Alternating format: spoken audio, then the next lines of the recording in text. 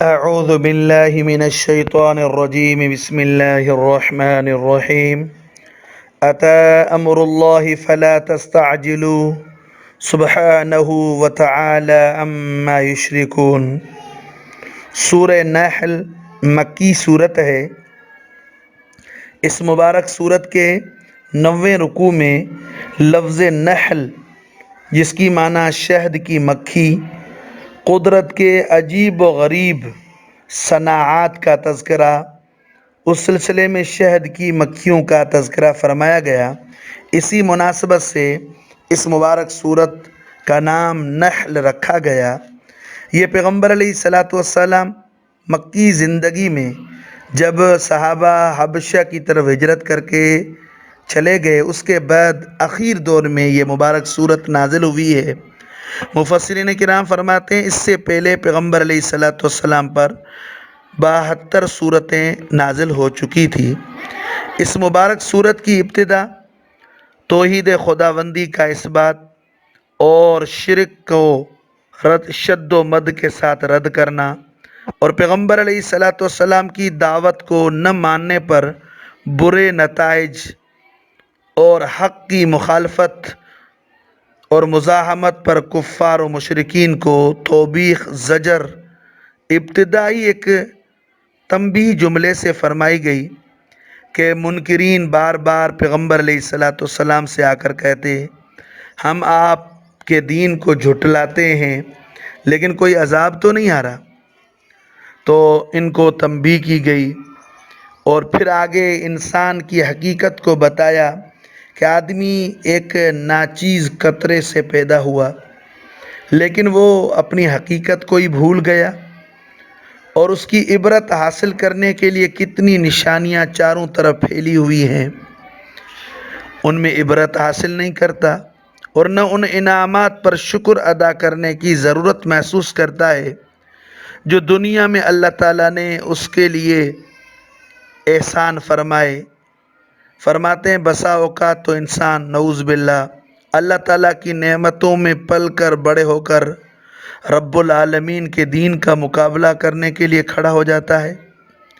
دوسرے رکوع میں اللہ تعالیٰ نے اپنی بہت سی ان مخلوقات کا تذکرہ فرمایا جو انسان کے لیے بطور نعمت کے پیدا کی گئی۔ پھر رب العالمین کی طرف سے یہ باور کرایا گیا کہ اللہ رب العالمین کا اتنا زبردست کارخانہ عالم، اور مشرکوں سے یہ پوچھا گیا کہ تم بتاؤ جن معبودوں کی تم عبادت کر رہے ہو انہوں نے کوئی ایک چیز پیدا کی ہے؟ نعوذ باللہ رب العالمین کے علاوہ کوئی ایسی ہستی بتاؤ جس نے ایک معمولی سی چیز بنائی ہو، بلکہ فرما رہے ہیں کہ جن کی یہ پوجا کر رہے ہیں اموات غیر احیاء، وہ تو مردہ ہیں، فرماتے ہیں زندہ ہی نہیں۔ تیسرے رکوع میں توحید کا سبق دیا گیا کہ توحید سے انکار کی وجہ آخرت سے غفلت کا نتیجہ ہے۔ تکبر اور غرور دنیا کے ساز و سامان پر پیدا ہوتا ہے۔ جو لوگ قبول آخرت سے انکار کرتے ہیں اور حق قبول کرنے سے ہی نعوذ باللہ اعراض کرتے ہیں، تکبر اور غرور، فرما رہے ہیں یہ کوئی اچھی بات نہیں، منکرین کو اس کا نتیجہ بھگتنا پڑے گا۔ آگے قرآن مجید کے جھٹلانے والوں کی سزا کا بیان ہوا، ساتھ ہی یہ فرمایا گیا کہ وَمِنْ أَوْزَارِ الَّذِينَ يُضِلُّونَهُمْ بِغَيْرِ عِلْمٍ، ایک تو منکرین قیامت کے دن اپنے گناہوں کے بوجھ کے تلے دبے ہوئے ہوں گے، اور پھر ان لوگوں کے گناہوں کا بھی بوجھ اٹھائیں گے جن کو یہ گمراہ کیا کرتے تھے۔ چوتھے رکوع میں یہ بیان کیا گیا کہ اللہ کی ہدایت اور اس کے پیغمبروں کی مخالفت کرنے والے لوگوں پر دنیا میں اللہ کا عذاب کس طرح اچانک آتا ہے، اور ایسی راہ سے آتا ہے جہاں سے ان کو وہم و گمان نہیں، لیکن فرمایا جو قیامت کے دن عذاب آنے والا ہے وہ اس سے بھی زیادہ رسوا کن ہوگا۔ پھر ان منکرین کے مرنے اور اس کے بعد قیامت کا نظارہ بیان کیا گیا کہ کس طرح فرشتے انہیں گھسیٹ کر جہنم کی طرف لے جائیں گے۔ ان متکبرین کا انجام بد بیان فرما کر ان خوش قسمت لوگوں کا بھی تذکرہ کیا گیا جو تقوی کی راہ پر زندگی بسر کرتے ہیں۔ یہ بتایا ان کے لیے دنیا میں بھی بھلائیاں ہیں اور آخرت میں آسائش ہے۔ ایسے لوگوں کو موت کے وقت فرشتے مبارکباد دیتے ہوئے آتے ہیں اور جنت کی خوشخبری سناتے ہیں۔ 5ویں رکوع میں قرآن مجید اور پیغمبر علیہ السلام کے ساتھ کفار و مشرکین کا جو رویہ اس کا تذکرہ فرمایا کہ پہلے بھی جتنے انبیاء علیہ السلام آئے ان کے ساتھ بھی مخالفین نے یہی معاملہ کیا تھا، ان سے بھی اس طرح معاندانہ باتیں کی تھی، لیکن رسولوں کا کام تو بس تبلیغ ہی ہے۔ کسی کو زبردستی رائے ہدایت پر چلانا یہ تو ان کے بس کی بات نہیں۔ ہمیشہ یہی ہوا ہے کہ ہدایت آنے کے بعد کچھ لوگوں نے تو ماشاءاللہ اسے قبول کیا اور کچھ لوگوں نے گمراہی پر اصرار کیا۔ پھر جو تکذیب کرنے والے ان کا کیا انجام ہوا، اس کی شہادت کے لیے ان قوموں کے مکانات کے کھنڈرات آج بھی موجود ہیں، جا کر دیکھ لو۔ اور آگے فرمایا قرآن مجید کے ساتھ جنہوں نے مقابلہ کیا ان کا انجام کیا ہوا، وہی جو گزشتہ کتابوں کی تکذیب کرنے والوں کا ہوا۔ 6 رکوع میں اللہ تعالیٰ کی راہ میں اپنے وطن کی محبت اور وطن کی سرزمین کو قربان کرنے والوں کا، اللہ پر توکل کرنے والوں کا، صبر و استقامت کے ساتھ دین پر چلنے والوں کو دنیا اور آخرت کی کامرانی کی خوشخبری دی گئی۔ پھر برے کام کرنے والے، برے منصوبے بنانے والوں کو تنبیہ کی گئی اور یہ کہا گیا کہ ایسے لوگوں کو اس بات سے ڈر نہیں ہونا چاہیے کہ نہ جانے ان پر کب کس طرح خدا کا عذاب آن پڑے۔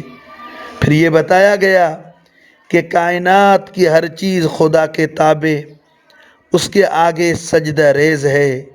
زمین، آسمان، چاند، سورج، شجر، حجر، جانور، فرشتے سب رب العالمین کی ہی اطاعت کر رہے ہیں، کوئی تکبر نہیں۔ یہ تو صرف انسان ہی ہے جسے خدا اللہ رب العالمین نے اختیار دیا، اس آزادی عمل ملنے پر اس قدر متکبر بن چکا ہے کہ متکبر ہو کر اپنے خالق و مالک کے احکام کے سامنے سر جھکانے سے انکار کرتا ہے۔ 7ویں رکوع میں شرک کی برائیاں بیان کی گئی۔ یہ بتایا گیا کہ جو نعمتیں انسانوں کو ملی ہیں یا آگے ملتی رہیں گی وہ صرف رب العالمین کی طرف سے ہوتی ہیں۔ ساتھ ہی یہ بتایا گیا کہ انسان کا یہ رویہ کہ جب اس پر کوئی مصیبت نازل ہوتی ہے تو رب العالمین کے آگے گڑ گڑاتے ہیں، اور جب رب العالمین اپنے فضل و کرم سے اس مصیبت کو ٹال دیتے ہیں تو وہ کفر و شرک کی روش پر چلتے ہیں۔ آگے فرمایا شرک کی مختلف قسمیں اور پھر انکار و سرکشی کرنے والوں کی شرارتوں کا تذکرہ اور ان کے لیے قیامت کی سزاؤں کو بیان کیا گیا۔ 8ویں رکوع میں پہلے تو یہ بیان کیا گیا کہ سنت اللہ یہ ہے کہ جرم و عصیان پر فوری گرفت نہیں ہوتی بلکہ مہلت دی جاتی ہے تاکہ کوئی عذر خواہی کا موقع باقی نہ، تاکہ کوئی اس طرح کا کل عذر نہ کرے۔ جب وہ مہلت ختم ہو جاتی ہے تو پھر ایک لمحے کی بھی تاخیر نہیں ہوتی، لا یستاخرون ساعہ ولا یستقدمون۔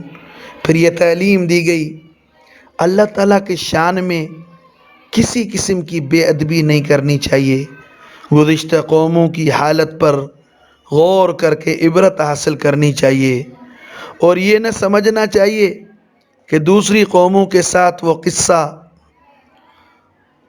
جس طرح ہوا ایسے ہی ان لوگوں کے ساتھ اس طرح کا معاملہ نہ ہو۔ فرما رہے ہیں ہر وقت نتیجے پر نظر رکھنی چاہیے۔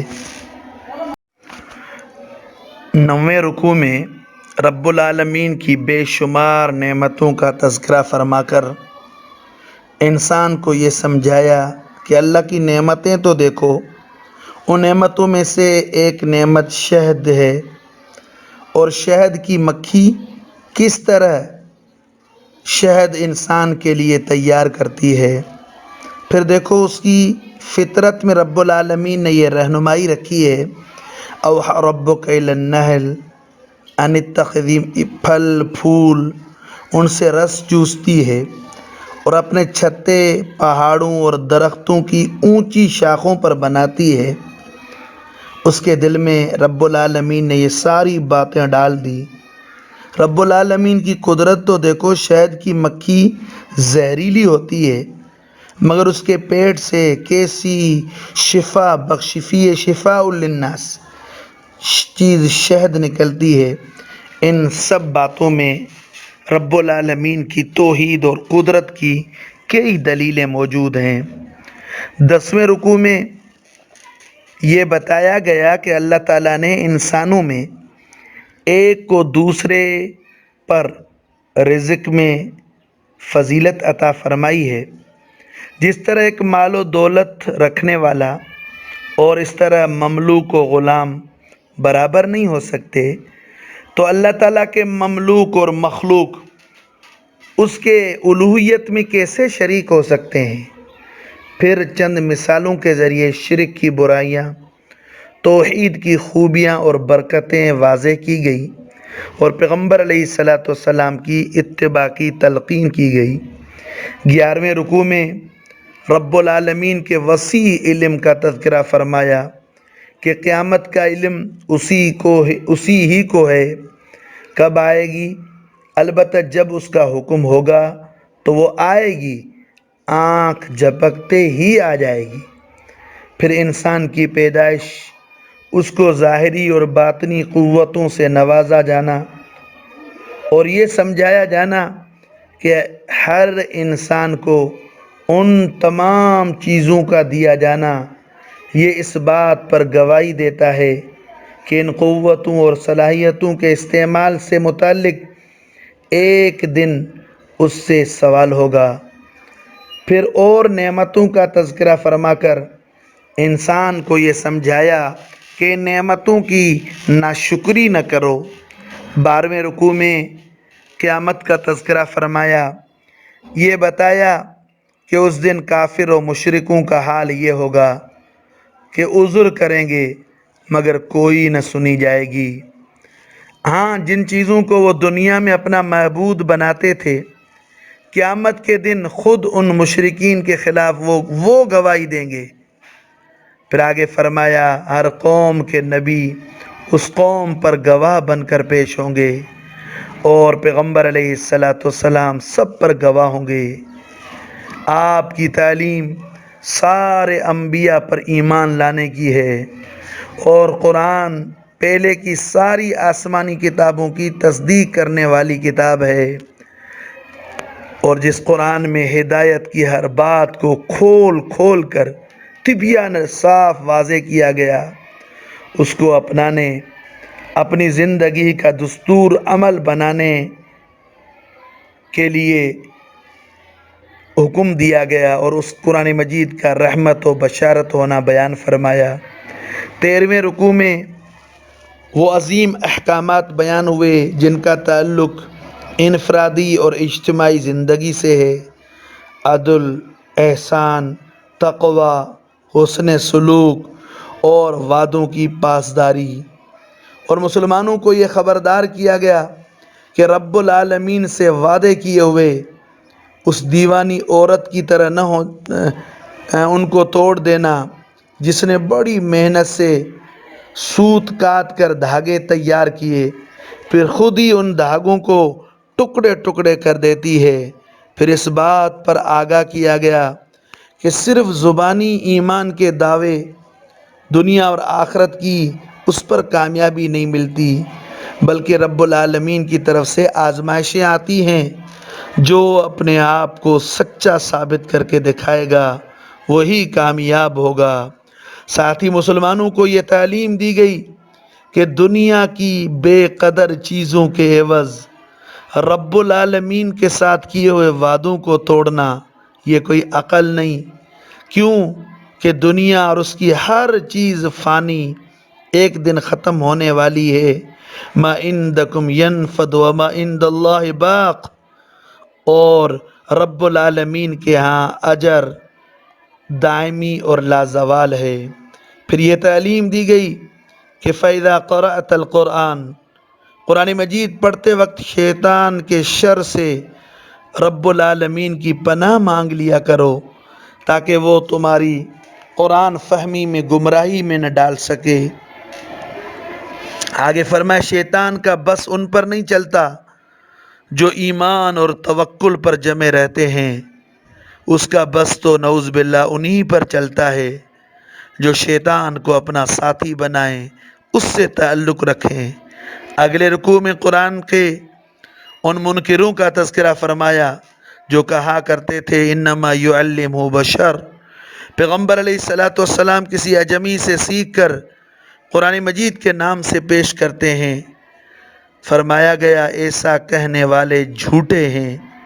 اسلام کے قبول کر لینے کے بعد کفر کی طرف جانا نعوذ باللہ یعنی ارتداد، سخت وعیدیں اس پر بتائی گئی، اور اس کے مقابل ان لوگوں کا تذکرہ جو ایمان لائے، ہجرت کی، جہاد کیا، دین اسلام پر ڈٹے رہے، ان کے لیے اجر اور مغفرت کا وعدہ فرمایا گیا۔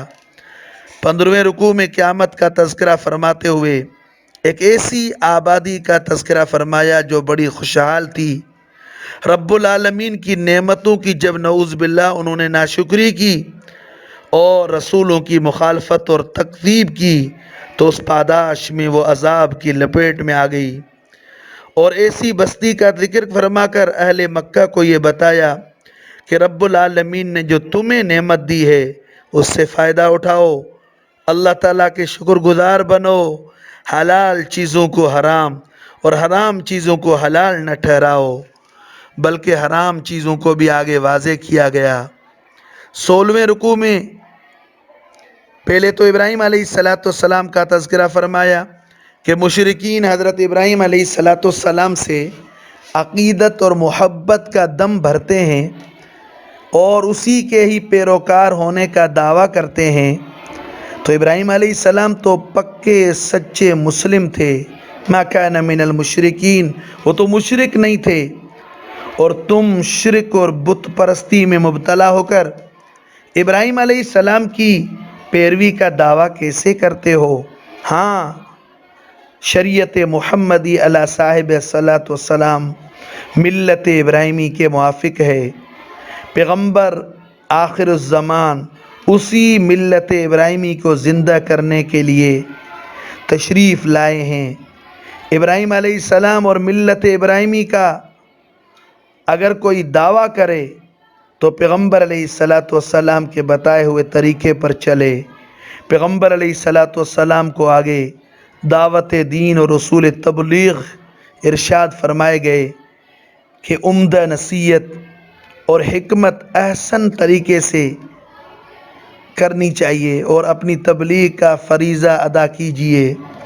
پیغمبر علیہ السلام اور آپ علیہ السلام کی وساطت سے مسلمانوں کو صبر، تقوی، اللہ تعالیٰ پر توکل کی تعلیم دی گئی۔